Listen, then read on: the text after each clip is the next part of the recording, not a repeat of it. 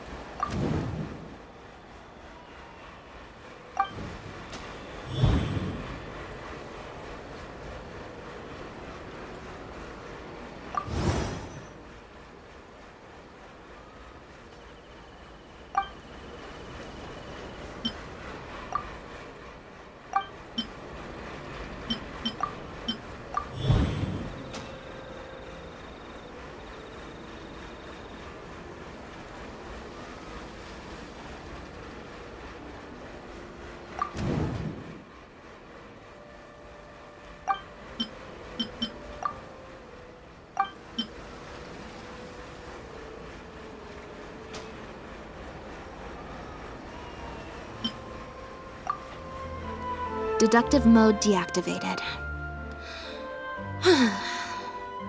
I think we may be close to the actual answer.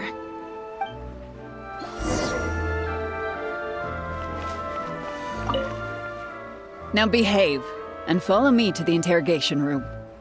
Ow! That hurt. Ow!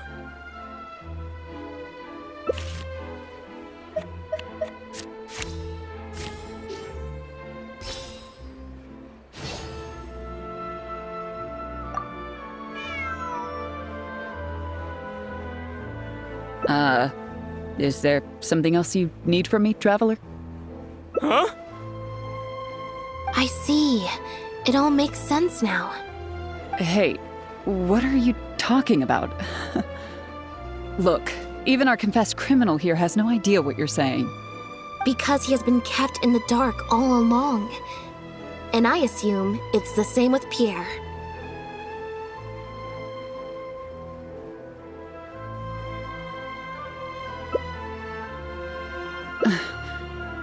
That never quite added up for me. Why did Pierre feel compelled to return to his home with Bonnie and the pendant, and make them so easy to find for the Marechaussee Phantom? Both of these things are in stark contrast to his usual meticulous and vigilant behavior. There's only one reasonable explanation. He was following orders, just like Bernard. He probably received the following instructions right before the Phantom came knocking on his door. Bring the cat and the pendant, and our undercover agent will be sure to help you. Unbeknownst to him, however, the third person who wrote that letter to him had long decided to sacrifice him and Bernard to save themselves. What? You can't be serious. There was a third person involved? If you focus only on Bernard's testimony, it's easy to believe that only Bernard and Pierre were working together. The case appeared extremely simple. Bernard did the trafficking, Pierre the imitation synth production, drugging, and stuffing. Wait. That doesn't make any sense.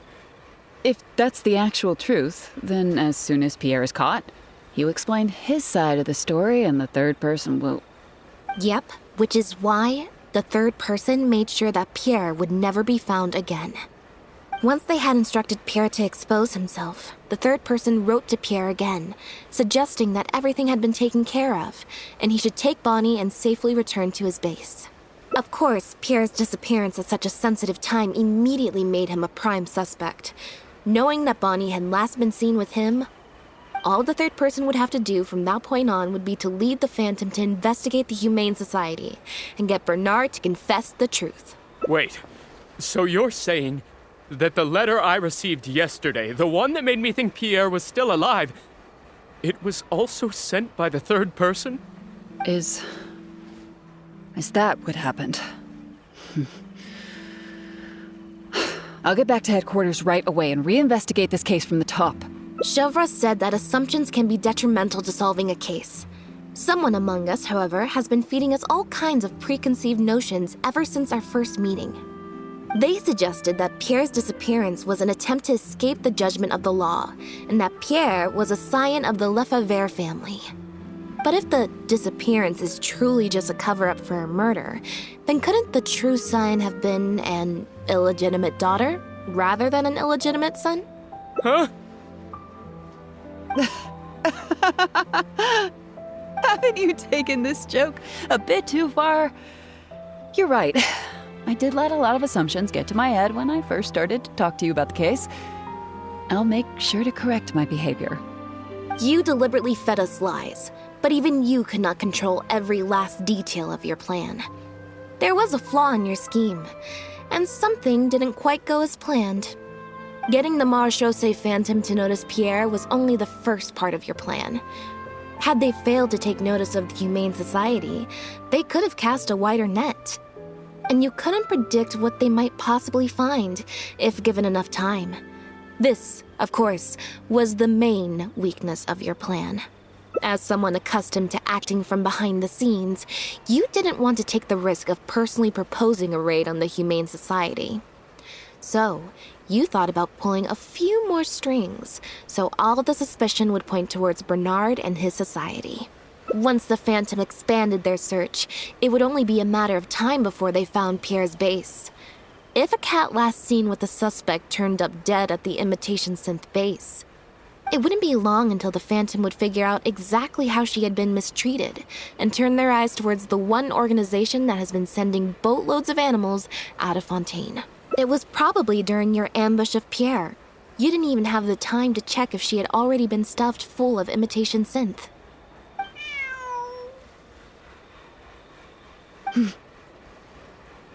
Still, you soon found another opportunity. Before long, Bonnie had made her way back into the city, and even popped up on the Steambird. Like Bernard, you desperately wanted to confirm the contents of her stomach, so you hurried to find us. Unlike Bernard, however, you were hoping that Pierre did have the time to make her swallow a load of imitation synth. While investigating the suspect's cat, we unexpectedly discovered that the suspect has been smuggling imitation synth using living animals as intermediaries. That was your plan, in any case. With that, you'd have been able to lead the investigation towards the Humane Society. Bonnie had managed to escape before Pierre was able to stuff her full of imitation synth. That part of your plan could no longer be carried out. But as shrewd as you were, you came up with another plan right away. You manipulated the Traveler and I to help you identify Bernard as a key suspect. You used the Lefebvre name as bait to get us to join your investigation. With 2 extra bodies around, the Special Patrol is sure to soon take note of the strange event of Bernard somehow having a reason to look for Pierre's cat. So, what you're saying is, I went to all that trouble just for the chance that you might put forth the suggestion that would lead you down the wrong path. Of course, you did far more than that. Just now at Lumidu's Harbor, were you not the person who highlighted the suspicious activities of the Society? Ugh. You even highlighted the Society's activities during your compilation of the logs, so they'd be immediately visible to anyone examining the records. Moreover, the logs contained no records of the Port Authority's activities. In other words, your activities. And what are you trying to suggest with that? I am insinuating that you had plenty of opportunities to transfer the raw materials for imitation synth from the harbor to a boat, and then sail over to the meeting place full of floating barrels. And that's how neither the trafficker nor the manufacturer knew there was a third person who supplied the raw materials and surreptitiously operated between them. Pierre manufactured imitation synth using the raw materials you provided, stuffed the animals, and placed the animals back into the barrels. Having received the green light from you as Pierre, Bernard then retrieved his animals and shipped them out of Fontaine once he had received enough for a full batch. This is the truth behind your smuggling ring. I can't believe it. I never put 2 and 2 together. You've sure got an extremely lively imagination. So what do you think she's going to say next? Ever thought about a career in writing crime novels, huh? It appears that it's quite easy to predict what you'll think or say. Then if we apply that to this case, we can also think of a few places to look for incriminating evidence. You know very well that this case will not end until Pierre is found, so you will have him commit suicide out of fear and shame to end the investigation for good. That way, you can also pin the blame for the overseas smuggling activities, the theft of the harbor's confiscated raw materials, and even the Lefebvre name on him. After all, dead men tell no tales.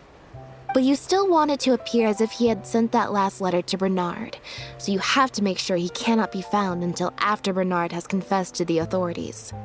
To do that, you either will hide his body until you've found an appropriate time to set up a fake suicide scene, or you'll dump it someplace where it'll be hard to determine the exact time of death. Submerged in water, for instance.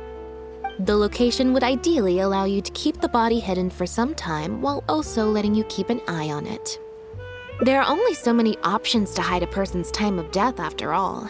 As long as the Phantom investigates each of the possibilities in turn, they'll surely find Pierre's remains. Especially since, as the prime suspect who will now be taken into custody, you will no longer have the time to move him or set up a fake suicide scene to cover up the murder. How absurd. And on what grounds will you order my arrest? Don't think for a second that your spouts of nonsense will amount to any kind of real argument. After all, I'm... Elodie Lefebvre! As the captain of the Special Security and Surveillance Patrol, I hereby declare you as a suspect in the case. If you have any objections, you may raise them later during interrogation. That's right. We received a message from Lumiduce Harbor that you were going to investigate the Humane Society. We didn't expect to run into you at such a critical moment. While at the harbor, we noticed something else extremely interesting. Apparently, you often used all kinds of excuses to swap your shifts. And if one were to match the times of your shifts to the activities of the Humane Society and those of certain foreign ships, they'd find them to be an exact match. That's just a coincidence. Yes, I'm sure you have already thought of a dozen different ways to explain away the suspicious activities, but as far as evidence goes, that should be enough to warrant taking you into custody. Don't worry. If it turns out that the guards are still unable to find any evidence after all this, Lynette and I will do everything in our power to clear your name. Although judging by her reaction, I assume no follow-up from us will be needed. The Lefebvres were infamous for using disguise and infiltration to achieve their goals. Who would have thought that they would have planted someone within the guards? Judging from the timeline, they likely arranged for you to enter the guards before the fall of the clan. But they probably didn't expect you to turn it to your advantage and use your job to save yourself during the purge. Not only that, but you actively participated in the interrogation, arrest, and judgment of the Lefebvres during their fall, thus clearing yourself of suspicion. You brutally and cruelly abandoned your allies as soon as they outlived their usefulness, just like a lizard cutting off its own tail in order to live. You've been doing this for years. So you played me like a fool after all? Ugh!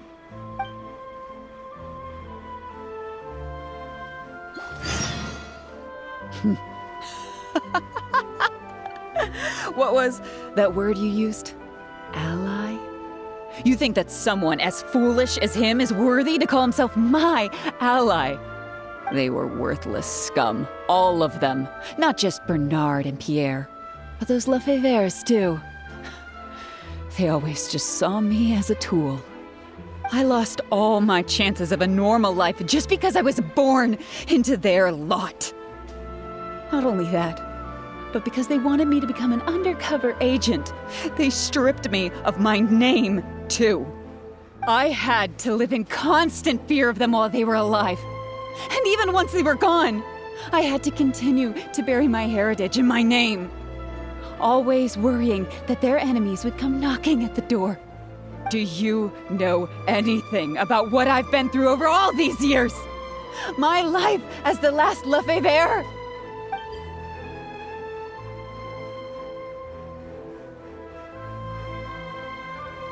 I don't, and neither do I care. Are you for real? Aren't you a Lefebvre victim too? Elodie, you're the only one still living under the shadow of a name. That's enough. Keep your hands where I can see them and do not resist arrest. If you have more to say, save it for the interrogation room. What a joke. What a joke! Hey! Don't come any closer! What's that?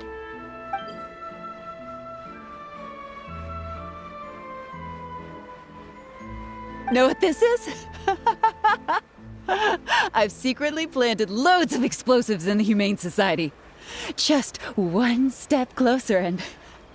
whether they're cats, dogs, or just unlucky human employees, they'll all be blown up into smithereens. Surely, you bunch of goody two-shoes won't let that happen, right?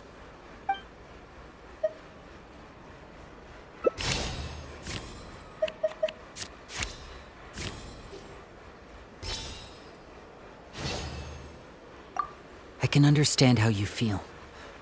Like you, we are also victims of the Lefebvre clan. But if you were to endanger innocence now for your own gain, the public anger towards the Lefebvres would only rise to a boiling point. And the families of the new victims would be dead set on exacting revenge on you. And what of it? I'll be your hostage, Elodie. What? Thanks for your concern, Traveler. But we need to end all of the hate and violence arising from this clan once and for all. I'll raise my hands and come over slowly.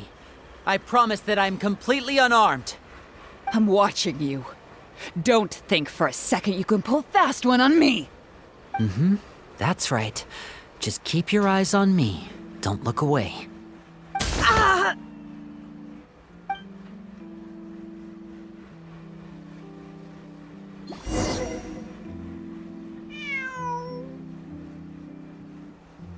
Phew. So I was right after all. It's easier to deal with the person causing the problem than the problem itself. This is it. Looks like it's just a toy. Guess that's probably why she suddenly flipped and knocked out Bernard. He probably knew that there were no explosives at the society. Well, given that she never even showed her face to Bernard and Pierre, I had my doubts that she'd have gone to the society in person to plant explosives. Thank you for your help, everyone. I'll take them back for thorough questioning and find someone better to take over the Humane Society. I might need a few statements from everybody. Would you be able to come with me? If statements are all you need, can Lenny provide them on my behalf? I still need to go back and explain some things to the crew. I also had an appointment with the Traveler before we got interrupted. Ah, so you do remember. Yes, I invited you to come over to our place. Once I'm done talking with the troupe, I'll make a nice cup of tea and bring Bonnie to wait for you outside of my door.